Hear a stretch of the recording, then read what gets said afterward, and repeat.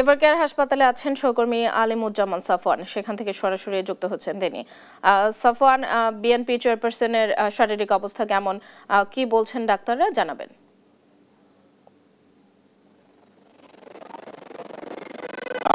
রাতের পরে কিন্তু আসলে এখন পর্যন্ত সংবাদ মাধ্যমে জানানো হয়নি। আমরা সকাল থেকে অপেক্ষা করছি রাজধানীর এভারকেয়ার হাসপাতালের বাইরে, এবং গতকাল থেকে আসলে আমরা যেটি দেখতে পেয়েছি, গতকাল সকালে কিন্তু বিভিন্ন রাজনৈতিক দলের নেতাকর্মীরা তারা এসেছিলেন বেগম খালেদা জিয়ার সঙ্গে দেখা করতে বা তার শারীরিক অবস্থার খোঁজ খবর নিতে, এবং একই সঙ্গে বিএনপির নেতৃবৃন্দ কিন্তু এসেছিলেন গতকালকে। তবে আজকের চিত্রটা কিছুটা ভিন্ন আমরা দেখতে পাচ্ছি। সকাল থেকেই কিন্তু বিএনপির সিনিয়র নেতৃবৃন্দ যারা রয়েছেন তাদেরকে কিন্তু খুব একটা আসলে দেখা না গেলেও কিন্তু তৃণমূলের যারা নেতাকর্মী রয়েছেন, যারা দেশের বিভিন্ন প্রান্ত থেকে এসেছেন, তাদের কিন্তু ভিড় এই মুহূর্তে আসলে লক্ষ্য করা যাচ্ছে।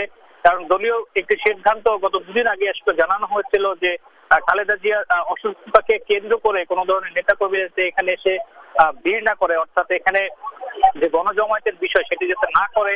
এরপর কিন্তু বিএনপির ভারপ্রাপ্ত চেয়ারম্যান তারেক রহমানও কিন্তু একই আহ্বান জানিয়েছিলেন। পাশাপাশি গতকালকে যে সংবাদ সম্মেলন করা হয়েছে, খালেদা জিয়ার চিকিৎসক ডক্টর এজেডএম জাহিদ হোসেনও কিন্তু একই কথা সংবাদ মাধ্যমে বলেছেন।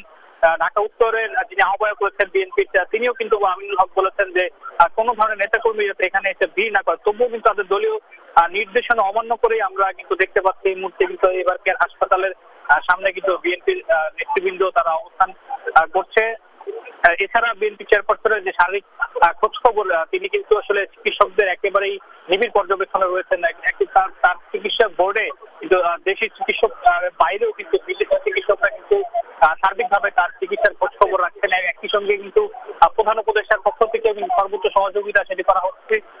উপদেষ্টারাও এসেছিলেন তার সঙ্গে দেখা করতে। আবার একই সঙ্গে বিএনপি ভারপ্রাপ্ত চেয়ারম্যান তারেক রহমান সর্বক্ষণিক তার মায়ের কিন্তু খোঁজ খবর রাখছেন, এবং তিনি কিন্তু তার সামাজিক যোগাযোগ মাধ্যমে তার দেশে আসার যে আকাঙ্ক্ষা সেটির কথাও জানিয়েছে। তো সবকিছু মিলিয়ে কিন্তু বিএনপি চেয়ারপারসন আজকের শারীরিক যে পরিস্থিতি সেটিকে আমরা এখন পর্যন্ত আসলে জানতে পারিনি। তবে গতকালকের যে খবর সেটি হচ্ছে তিনি তার শারীরিক অবস্থার অবনতিও হয়নি, উন্নতি হয়নি, কিন্তু ডক্টররা তাকে আসলে যে চিকিৎসা দিচ্ছেন সেটি কিন্তু তিনি আসলে গ্রহণ করতে এই ক্ষেত্রে কোনো ধরনের জটিলতা কিন্তু নেই। তো আমার কাছে এখন পর্যন্ত রাজধানীর এভারকেয়ার হাসপাতাল থেকে বেগম খালেদা জিয়ার এই ছিল সর্বশেষ খবর।